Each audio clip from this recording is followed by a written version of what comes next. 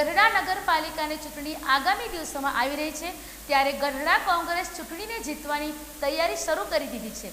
ગઢડા શહેરમાં પ્રદેશ કોંગ્રેસના આગેવાનોની ઉપસ્થિતિમાં કાર્યકરોની બેઠક યોજીને નગરપાલિકા પર સત્તા મેળવવા માટે કાર્યકરોને માર્ગદર્શન આપવામાં આવ્યું હતું।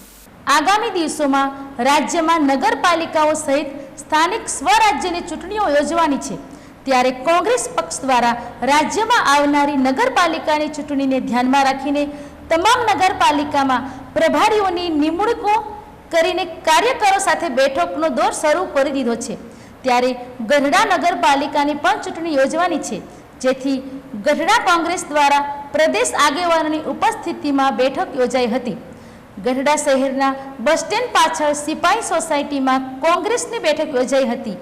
આ બેઠકમાં ગઢડા નગરપાલિકા ચૂંટણીના પ્રભારી ડોક્ટર રાણીગા, પ્રદેશ કોંગ્રેસ ડેલીગેટ હિંમતભાઈ કટારી ઉપસ્થિત રહ્યા હતા। ગઢડા નગરપાલિકાની ચૂંટણી આવનાર છે ત્યારે કાર્યકરોને માર્ગદર્શન આપવામાં આવ્યું હતું।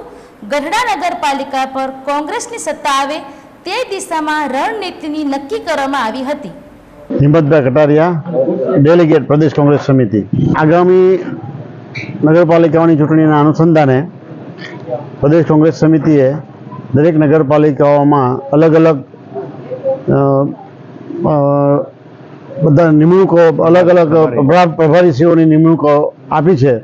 એ નિમણૂકના ભાગરૂપે ગઢડા નગરપાલિકાની જવાબદારી અને નિમણૂક શ્રી ડૉક્ટર રાણીગા સાહેબને આપી છે। એના ભાગરૂપે આજે બધા કાર્યકરો અને કોંગ્રેસ પક્ષના આગેવાનો સાથે એક મિટિંગ ડીબી રાણીગા, ભાવનગર પૂર્વ શહેર કોંગ્રેસ પ્રમુખ। આગામી દિવસોમાં નગરપાલિકાની ચૂંટણી આવી રહી છે તેના વિશે કોંગ્રેસ દ્વારા મિટિંગનું આયોજન કરવામાં આવ્યું હતું। શું રણનીતિ છે આપની તે જણાવશો? ગુજરાત પ્રદેશ કોંગ્રેસ સમિતિ તરફથી મારી નિમણૂક અહીંયા ગઢડા નગરપાલિકાની આવનાર ચૂંટણીમાં પ્રભારી તરીકે કરવામાં આવી છે।